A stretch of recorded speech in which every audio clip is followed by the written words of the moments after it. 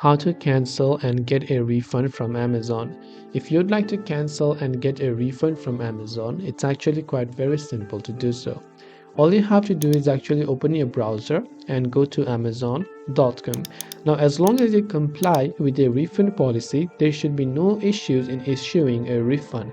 As long as the product you purchase is not damaged, if it's a physical product and you're not past the refunded date as well, then you should be able to request a refund after you log into amazon.com.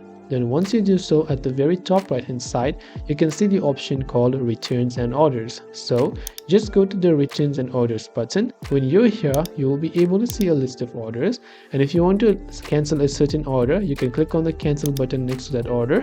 And if you've already requested a refund, or maybe you've already paid for that order, you can request a refund next to that order by going to its help section. Now you can view your cancel orders by going to this cancel orders section on the right hand side.